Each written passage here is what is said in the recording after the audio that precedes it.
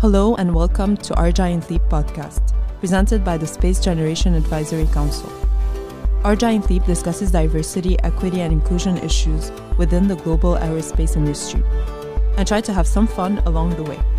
My name is Patricia, and I am your host for today's podcast.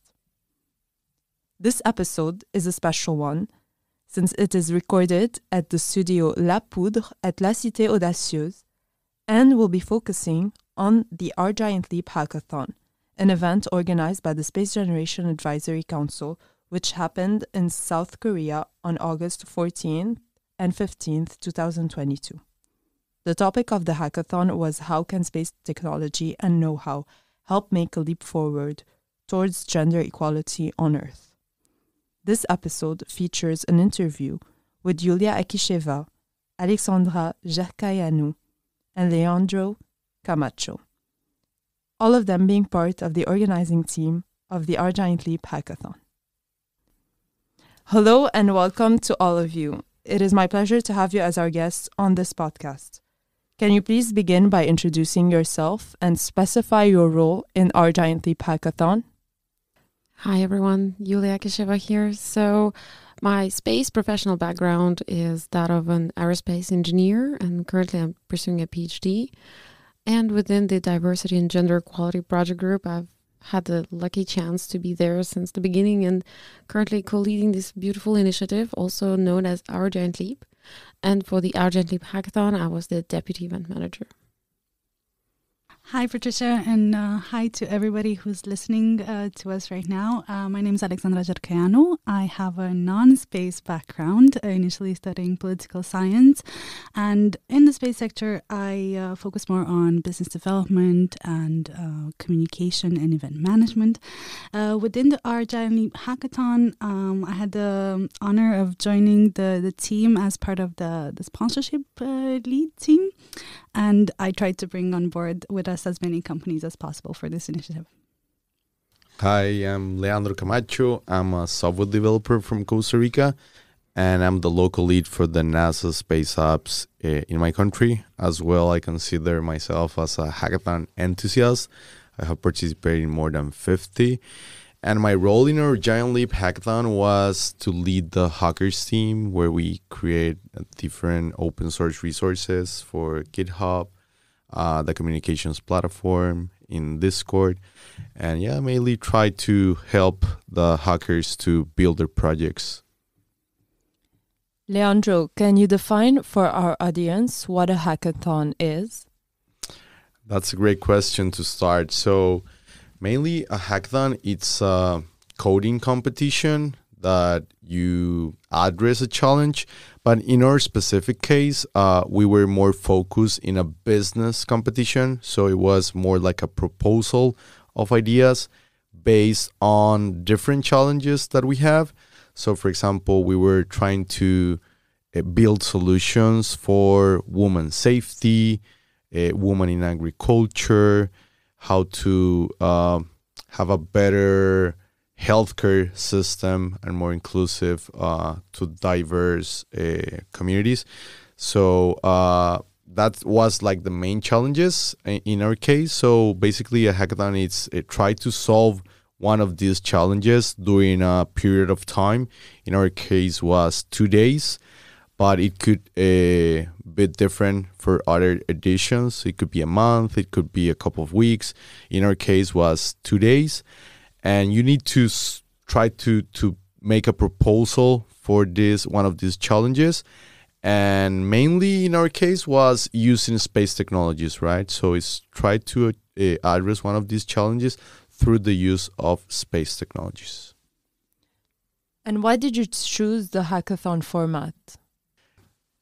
So a quick comment there. So a hackathon allows to generate many ideas in a very short amount of time, and we really try to bring together people from many different countries and communities, and that generation of or concentration of that much talent and interest towards a given topic, that allows the most ideas to be generated in a short amount of time. So that's why a hackathon format, really. And how did you come up with the topic? Yeah, and that's a very beautiful question, stretching back to the whole Our Giant Leap initiative, really. So we're trying to bring space and space technology to solve our problems on Earth. One of them is the gender inequality issues. And what we saw that the space technology can actually have a huge potential to address these issues on Earth. And we have a large network within SGAC where people are passionate about space, where they know what space technologies are. And so we decided that space should try and address gender inequality on Earth. So really stretching back to the beginning of Our Giant Leap, we've had this vision of bringing space closer to Earth, to gender, and vice versa.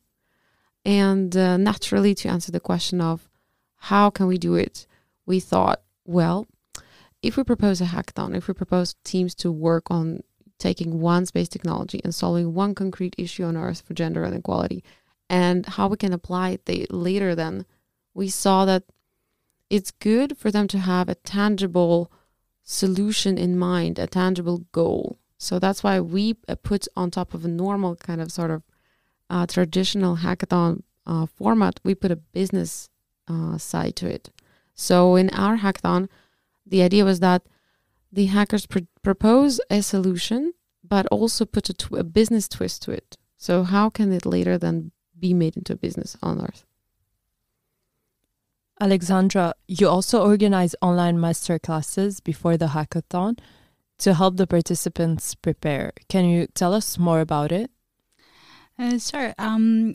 We actually, as Yulia mentioned, usually a hackathon is something that you do in a very short amount of time. But I think we also thought that maybe space and gender issues is not a topic that is usually tackled within our industry.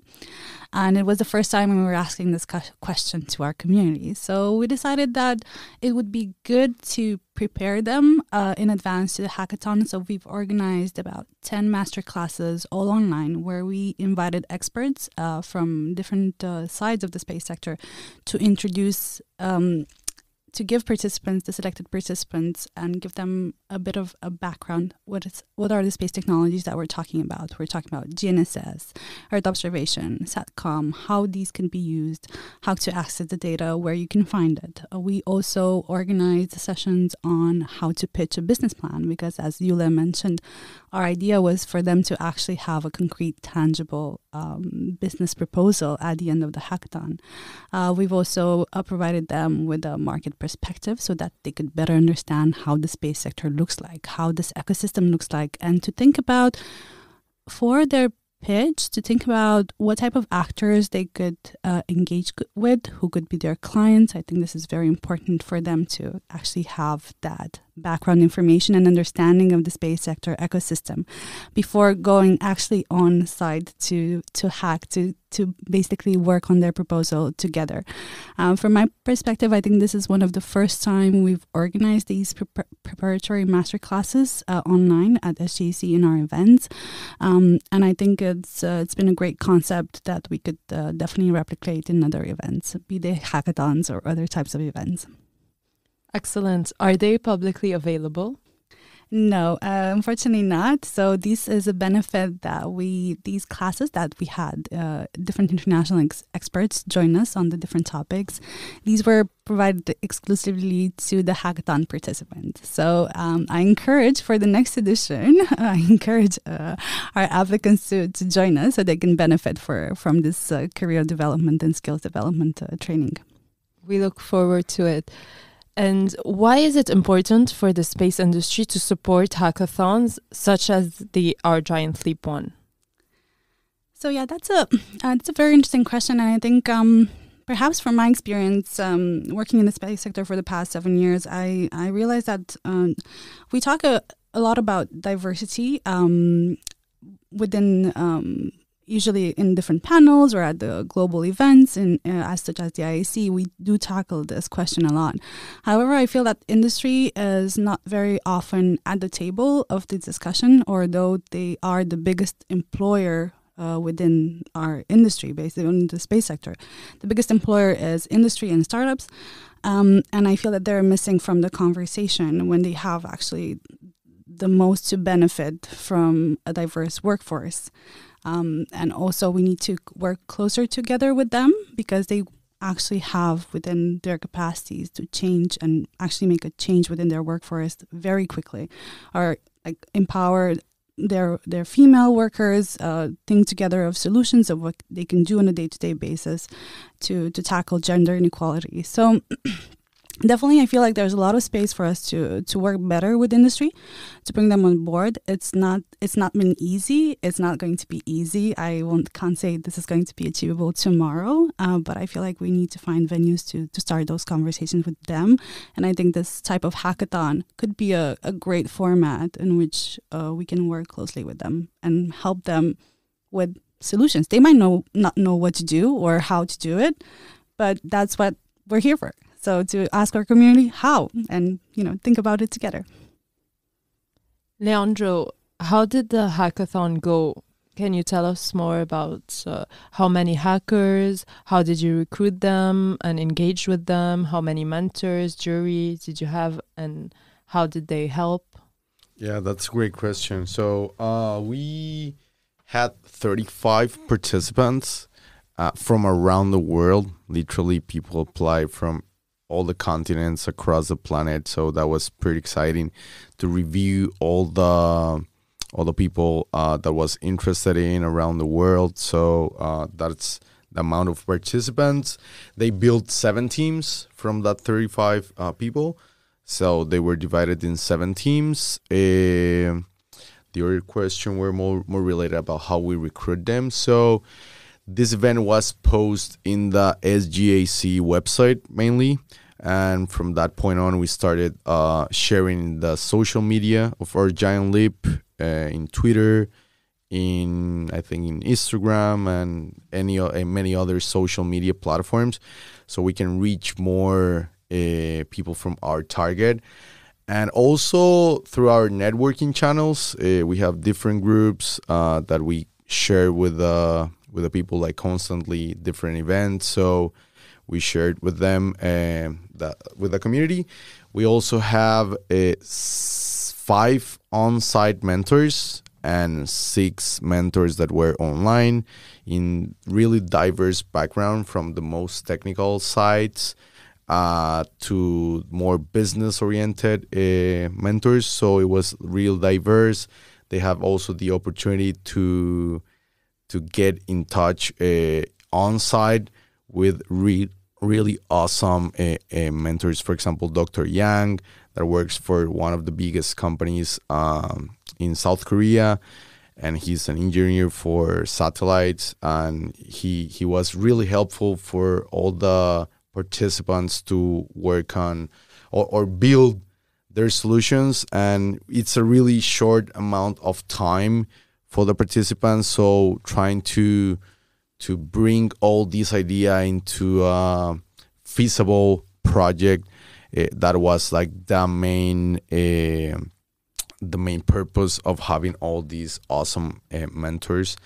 And the jury, was like one of the best or inspiring parts for most of the participants, because we have Dr. Soju In, that she is the first and only astronaut from South Korea.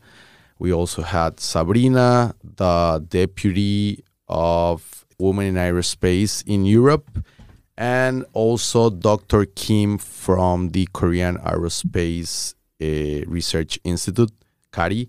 So they are really inspiring persons for our audience. So definitely it was a great opportunity for them. Also, the jury, in a really good act at the end of the deliberation, they also give the people feedback on their project. So that was really good, because I have been in tons of them, and sometimes you don't even know why you didn't make it. So it was great to, like, they take their time to give feedback to the people, to the participants. And also they were like so open to say, like, hey, these are emails. If you want to receive more real and deep feedback, right? Not just like, oh, it was so nice, but really why you didn't make it. So I think it's also a really good opportunity for the audience to grow and learn more about the more emerging technologies. And yeah. This sounds very inspiring. But was it hard to find people? Was it hard to recruit? Maybe Alexandra can answer this one. Yeah, sure. I think from my point of view, actually, it was quite hard. Once again, because the novelty of the question. And a lot of people might be thinking, oh, wow, what does gender have to do with satellite technology? So I think, that was a bit hard. And then I think because we were doing it also in South Korea, and it was an amazing opportunity for us to discover this country and this culture. But for SGAC, this definitely has been a first. We had never done anything in the country before. We were not familiar with the ecosystem there of universities, research institutes. So we had to start from scratch. So actually, almost every member of the team was allocated a list of universities, contacts. We've been very hands-on to personally reach out to also incubators there, university teachers, any recommendation that we could get from our entire network, we took it. And so we did I think the team did a lot to try to reach out as much as possible, especially for us to try and get local students to join us. And I think it was not easy to convince them sometimes because the event was also in English. So it was sometimes one of the feedbacks that we got was that it is a bit challenging to recruit people there because of the language barrier, but also of the distance, right, of having people join us from across the world. So because it involves a cost, of course, to travel there, we had the event in person. And I hope what we can do for the next editions is to have industry work with us in providing more scholarships. This is something that I wished we could do this time. We didn't have that opportunity now, but if this event grows, and we do want it to grow and mature from each year to year, and I hope that industry will follow us and realize the importance of tackling this topic, and also provide us with the opportunity to bring more people to the location of the event by providing them with scholarships. Yulia, can you give us a concrete example on how space technologies and know-how are already helping gender equality on Earth? Yeah, that's a very good question, because we started, outsourcing for new ideas, but of course we had researched what's already out there. And so one of the things that inspired us early on as organizers when we were looking around the industry was, for example, there was a project I know in Mexico which uses satellite technology and mapping and making cartography of places which are less and more safe for women, so to improve women's safety. Other projects around the world are looking at, for example, the night lighting also through satellite technologies, and to identify places where it should be improved, again, for example, for safety at night for women specifically. Other projects already looking at distribution of contraceptives around the world, and again through satellite technologies to map certain areas where there is already more or less of such options available. So really there is a broad spectrum of satellite aided or enabled techniques and technologies that are looking at the world through Earth observation mostly, and either mapping certain areas or providing better insight into, enabling access to healthcare or sanitation, or improving safety for women. So that already exists. And now through this hackathon, we hope that more ideas will be generated and people will take it further and actually implement them. This sounds fascinating. Let's focus now on the outcomes of the Our Giant Leap Hackathon. What are the key ideas developed by the hackers to improve gender equality? How are they going to be implemented? So maybe, Leandro, can you give us examples of maybe 3 ideas developed during the hackathon, which challenges they were tackling? That's a great question, because they were actually working in really interesting projects. The first one, it's related to space education. So a group of ladies that are from She Space Israel. They built this solution of having a ground station that receive content from a satellite to give access in remote areas to people in Africa, to have them access to high quality education content through this ground station. So for us was really impressive because first of all, they're underage students from a complete different country.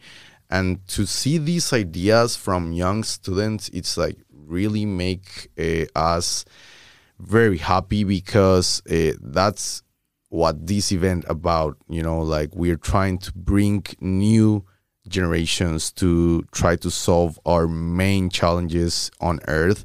And definitely we need to hear the voice of our young students and as well develop these skills for the future of jobs, right? So it's a great opportunity for them to getting started on space technology and also to lose this sort of fear for the STEAM careers.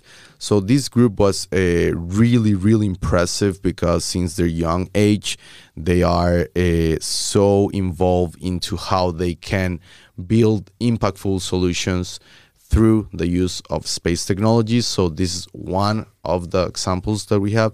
We also can think about projects more related to use of the GPS to find, for example, like parents where they can leave their kids and these kind of things, like for parenting apps that they can help mainly a woman that needs like to see like how they can manage their lives, like their personal lives with their professional life. So that was a really interesting, and I think that Julia is going to talk more about one of the biggest projects and the winners. Yes, Yulia, can you get us through the winning idea of the hackathon? Which challenges is this idea tackling? How can it be set up? Why did it stand out? Why was it the winning pitch? Yes, absolutely. So the winning team proposed an idea called iFarmer. So as you may guess from the name, it's connected to agriculture and sustainable and gender equal agricultural solutions. So what they're proposing, of course, not going to give you all the details about the idea. Stay tuned because they are actually developing their idea further. So that's very exciting. But to tell you in a couple of words, they are trying to enable through satellite technology, through Earth observation and satellite technologies, sustainable solutions for agriculture. And the gender aspect is actually in their business model, which was very amazing and exciting to see. Because if you Google a little bit, you will see that there are already some companies and there are proposing some solutions for agriculture from space. But nobody's putting that prism of gender on it. And iFarmer proposed a business model where their solutions will be accessible to women in local communities. And also through community engagement, these women would be accessing the solutions at almost no cost. So these solutions would allow them to basically do agriculture in a sort of smarter way and more sustainable way through the aid from space with satellites. And the fact that they are really uplifting women who would be landowners in developing countries, in emerging countries, in agricultural countries is a huge game changer, because currently we have about, I think, 39% of women who are landowners in agriculture, while 80 or 90% of women work the land. So there's a huge discrepancy between how many women are actually landowners and how many women are actually decision makers over that land and how it's being used. So the iFarmer team is proposing this great solution, really, I think, groundbreaking and a huge step. I really do wish them the best that it gets implemented. And also in this sense, just to give you a context, as one of the winning sort of package, what they got out of the hackathon is some support through Starburst Aerospace. They're going to get some mentorship through that incubator. accelerator, and hopefully they will take their idea really further and make a business out of it. And then soon we'll see a new player on the market supporting gender through space, concretely in agricultural purposes. We hope so. So what are the next steps for the teams formed during the hackathon? Are we going to see the projects being implemented in the future? So for sure, I think that the winning team, definitely they're pursuing. We're in contact with them. They're very eager to continue. So we really wish them the best and try to help them as much as we'll be able to help. Some other teams, for example, the She Space ladies that Leandro just talked about, they are going to continue in working around as part of their educational process, because this is for them. She Space is also one of our partners, collaborators for Our Giant Leap, and it's an ongoing educational process, and through remote sensing they're going to look at these kind of solutions. So hopefully they'll take it further, even if they are going to involve more ladies from the She Space program to just educate about this.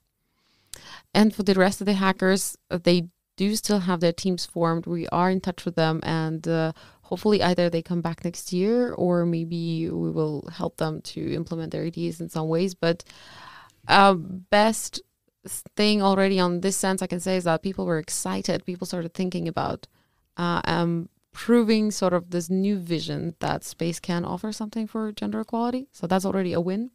And hopefully, even if not exactly these ideas, but hopefully these people will inspire more people to start a new solution, another business idea. So this kind of impact is also very important to mention.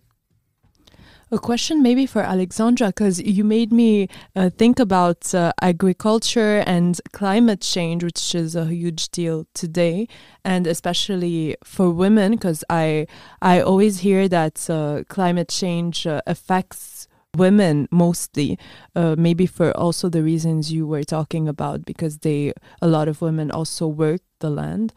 So were there any projects concerning climate change and gender equality? Were there any ideas? Is it something that can maybe be done through space? The thing is, because let's say from the three technologies, Earth observation is the one that I've worked most with. And of course, climate change is kind of the biggest topic out there for Earth observation to tackle. And although currently the Earth observation sector is not as big as SATCOM in terms of market and investment within the space sector, I think there's going to be a huge potential for Earth observation to grow. And we're seeing a lot of more investment in Earth observation for tackling climate change. And I think there's an opportunity there. I think when we started this hackathon, we didn't want necessarily to influence the team in their decision-making process of the topic. We gave them more information about SDGs and currently what are currently worldwide some of the issues that have to do with gender that have been identified by the UN as priorities to tackle. Climate change was one of them, but we did not want to force the teams to take up this topic at all. So we left them with a complete clean slate.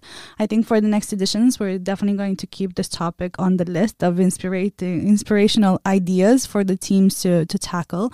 And I think just piggybacking a little bit on the winning team and their idea and what Leandro mentioned as well. You might notice that the ideas are not necessarily revolutionary. We're not trying to reinvent the wheel. There's plenty of hackathons out there related to space, both in Europe and worldwide. But I think what we're trying to bring to the table is to try to encourage people to put in this layer of gender to their business ideas. And I think that was the novelty factor of this hackathon. And wouldn't it be great if we can just inspire other hackathons to do the same? So I think if we continue this conversation and cooperation perhaps with other hackathons as well, we can definitely spread this out. You mentioned investors. What do you think, and this question is for all of you, what investors or what companies do you think may be interested in these kinds of projects, and why? If I may start. So Actually, it was surprising to me on a personal level. It was difficult for us to find sponsorship. I'm not going to sugarcoat it. For me, it was surprising, but and it was a personal lesson for me because I did not expect it. I thought that companies would be very interested in this topic because it's very directly related with their corporate social responsibility targets. Usually, most industries, no matter the sector, be it space or otherwise, a lot of like big corporations have CSR targets. Usually gender or equality, diversity has become, let's say, fashionable to be included within these CSR targets.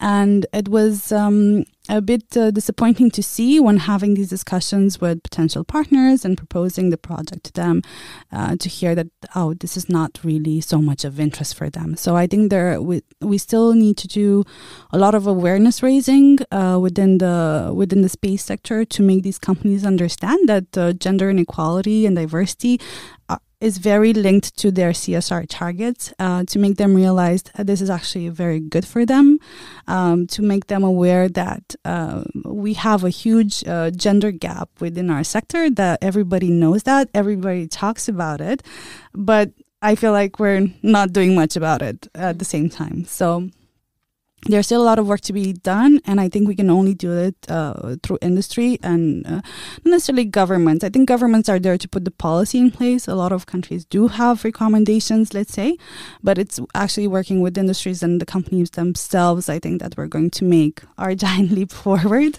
And hopefully for the next edition, we're going to come back to these companies. We're going to have now some concrete results. This was also our first edition, so I understand that they were a bit maybe nervous to come on board with us. It was a new project, so I'm optimistic that for the next edition we have some concrete results and successful event to show them, and we'll do better in explaining why it's important for them and also their reputation. Can I just add to that? So Alexandra really well put that the space industry is the number one player that we are interested in and should be interested in this, because we're really trying to use space technology for Earth, of course, but also, beyond space, like tech companies, to use their hardware, their software for these solutions, because we're going to need that in these kind of solutions, or business incubators, or I don't know, the educational sector, because it's also raising awareness. I don't know, the next solution could be bringing toys from space for gender equality at the youngest age. It could be whatever. It could be so many solutions. That's what also Alexandra said before. We really try to open up the spectrum, like to have the hackers propose as many different solutions as possible. So I really believe that we should have allies everywhere and supporters everywhere, like in the space sector, of course, as the first kind of home base, but really also beyond, because it's really space to Earth kind of applications. And then the business twist on it. We're really trying to basically tackle and cover the entire world. And of course, why? Is because, it's gender equality. And anyone who identifies with any gender is concerned. So it concerns 100% of the people, of the population on Earth. So absolutely everyone should be at least aware, involved, or interested in these kind of actions and solutions.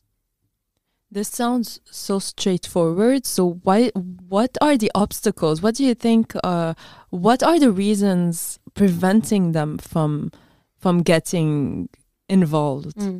I can maybe propose some idea onto this.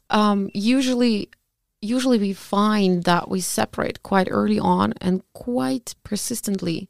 We separate the tech world, the space world, and then the gender world, equality, and the actions kind of separate as early as maybe education or higher education starts. And then in our culture as well, we kind of separate the techies from the humanities. And I'm not talking about like science, physics versus languages. I'm talking about people who are passionate. Oh, I'm passionate about the tech world, so that's my discussion. Oh, then no, I'm passionate about human rights, and that's my people. So often these are so separated that even at a huge conference and congress, there would be like one small panel, or maybe not so small, but one panel on, let's say, gender inclusivity, and they will be sort of apart. And all the techies would go to all the technical sessions. It's just an example, but that we're living in this sector, right? So because of this divide and because it's been so persistent, it's hard for people to see it up front. When we started this conversation, we started to say, hey, we want to do a hackathon on space and gender on Earth. And people just couldn't see it. So, but both Leandro and Alex mentioned this before. People really couldn't project our sector onto this. They couldn't project their companies onto this and themselves. It's so dissociated in our minds that it's hard when we come up front. It's like a shock. Like, what does gender have to do with space? What does space have to do with gender? So I think that this cultural shift or perspective, that's what's really the main obstacle. As event organizers, what are your personal takeaways from this event? Let's start with Leandro. Well, I think that we're very happy that we're bringing the conversation on how to support to close the gender gap in STEAM careers and the space sectors through the use of technologies. So we're living a historical moment. We're the first population that have access to internet, as well as for many resources where we can share across the planet knowledge and start building our own solutions to our main challenges on Earth as well on the space. So we're really empowered to share with the whole community all these resources and help them get into the space career. And also to help them achieve the biggest challenges that they can have in their communities, in their schools, and in their countries, and even in the planet. So we're very happy. We are trying to do more hackathons, bring more people into these type of competitions, because also it's a great chance for them to getting started in the careers of the future and develop this very relevant skills for the future. So we're so happy. We're pushing so much to host more events around the planet, and definitely Yulia can let you know more about like how they can reach to us and how they can get involved with us to help us support and close this gender gap that we have, not just in the space sector, but in the whole STEAM careers. Alexandra, your personal takeaways? I think the power of teamwork was one of the most, I'd say, heartfelt takeaways on my side. And for us, because the event was so new and the concept was so new, it was an uphill battle, both the outside and inside. We had days, or personally I had days when I was losing hope that we're going to find the support we needed. And then I really appreciated from my colleagues working that we always pushed each other up, and I feel like whenever we got stuck, somebody came up with a new solution or a new idea on how to overcome that barrier. So yeah, I really appreciated our teamwork, and I was also very inspired by the ideas coming from all of our colleagues, like all of the hackers participating, because I have to admit, like when I joined the team, I was also struggling with putting gender and space technologies together. So that left me now inspired of what we can do more and hopefully grow this initiative. Yulia? Yeah, I have a couple. First, I actually want to kind of second or piggy right on what Alex just said. Main takeaway from this experience as an organizer and as part of the Our Giant Leap organizing team is that leadership by empathy is the way to go, or leadership by love. And a huge shout out to Ben Greaves, the event manager for this, and the shout out to the whole team, really, because what Alex said, like whenever we face a challenge, sometimes a really hard one, it was just realizing why we're here, the passion for the project, and just reconnecting with the team and like together making it happen no matter what. So that's really a huge takeaway. Then personally for me, I made friends for life, that's for sure. Now I have friends everywhere in the world, and it's amazing. And that's thanks to the hackathon from, the organizing team, the hackers as well, and the supporters, like our mentors who came, and we just bonded there infinitely. So that's insane for me personally. And then one more is that now everyone wants to do hackathons. We're making a popular concept at SGAC, definitely. Yeah. And that's huge. Now so there are many project groups, 11 project groups at SGAC, and there are now quite a few that want to organize their own hackathons that are talking about the Our Giant Leap Hackathon. So I think it's a merit to the team. It's probably was a good idea, right? If people now want to do that more. And so we need more hackathons. That's another takeaway. This brings me to my next question. So are we going to see more Our Giant Leap hackathons in the coming years? Yes. We hope so. We're working on it. But I can add that now we want to make it not just repeat, but we really want to make something impactful and long term with this. So I can promise you it will always be space technologies and always addressing challenges such as gender inequality on Earth. But we're trying to find new ways to twist it around. So we tried the business perspective and people really, really liked it a lot. So we'll see if we keep that or if we take a new sort of lens and zoom in on some specific challenge of gender inequality or something. So stay tuned. We will. As a wrapping up question, can you share with us a funny story that happened during this hackathon? We have too many difficult to decide. You can all answer. Okay, I can start. So maybe it's funny because it was like a really important event for us, serious, mentors, hackers, everyone working so hard. It was in the middle of the working day and we've ordered Pokemon ice cream and everyone ran out to get it and everyone was like screaming and so happy. Like everyone, it was like the same, like between the hackers and our underage participants to the mentors and the most serious people in the business. Everyone was just like crazy about this ice cream. So it was just funny. It proves that, there are some universal things that just unite us all. And for us it was ice cream. Channeling your inner child. Yeah. Ice cream does that to you.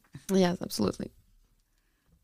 Well, I have a couple of very fun stories, but one that really impacted me was this day that I arrived to. So I first arrived to Seoul and then moved to Daejeon where it was going to be the event. So that day I arrived like pretty early. It was almost midday, but I needed to go to test everything on the convention center. I was trying everything. I was like with all my luggage. So I left like nearby 6 or 7 p.m., something like that, to take a look on my place where I was going to stay.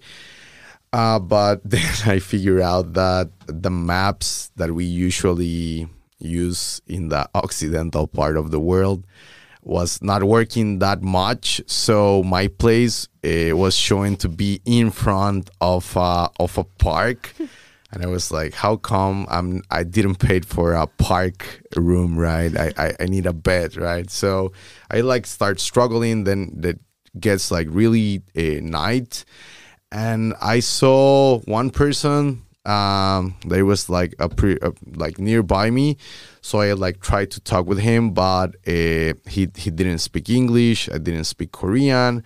So I was like sort of struggling to trying to ask him like, how can I get to my place? I was trying to show the address. It was in Korean alphabet. So long story short, he tried like to help me. So I was asking him to call a taxi for me. Then he started a call. It was like 3-minute call. And I was like, well, I think that's too long for a taxi. Suddenly I took a look on my right side and it was police coming. So he called police, and when the police arrived, they told me, is that he's calling us because he told us that you're lost, so we're gonna take you to your place. So for me, it was like mind-blowing how helpful that Korean can be, right? So he definitely knew that I was struggling to get into my place, and he said like, okay, it's night. It's maybe dangerous for him to be walking here. He's definitely doesn't know where he's going, so I should just call police for him and take him to a ride. So it was so funny. I could not believe that can happen, because in Latin America, I don't think that it's very common. So I can tell it was really funny to hear the story in the morning when he just said, "Oh, I was escorted by the police." But this year, I think we were absolutely taken away by the welcoming warmth of the South Korean people. If there's any South Koreans listening to this podcast right now, thank you so much. It was also for me myself. It was the first time in an Asian country, or also the first time in South Korea, and I was just blown away by how welcoming they are. Very helpful. Always there to they go out of their way to make sure you're feeling happy there, and they want you to feel supported at all times. So, thank you, South Korea. Kamsahamnida for all the Koreans. Absolutely, yes. So to finish off this beautiful discussion about the Our Giant Leap Hackathon, I would like to thank our sponsors on behalf of the whole team and all the hackers and everyone who was involved, because without their support, there really wouldn't have been this effort, and it was beautiful. So thank you so much to CARI, the Korean Aerospace Research Institute, Contech, Safran, the International Astronomical Union, Starla Poesis, and Manned Exploration Lab. And of course, our partners who participated in providing the final package that the winners took home with them. So thanks to International Space University, Starburst Aerospace, and Marnma. Thank you all. Thank you all for sharing your experience on Our Giant Leap Hackathon. During this podcast, we learned a lot about the OGL Hackathon. You can find the summary of this podcast in its description and on social media, where we will be publishing the key takeaways from our discussion with Yulia, Alexandra, and Leandro. You can interact directly with us on the Diversity and Gender Equality Project group, social media, and leave feedback or advice from your side. Also, let us know who would you like us to interview next. For more information and resources, please visit the Diversity and Gender Equality Project group website as part of the Space Generation Advisory Council. Thank you all for listening. This is your host, Patricia, signing off.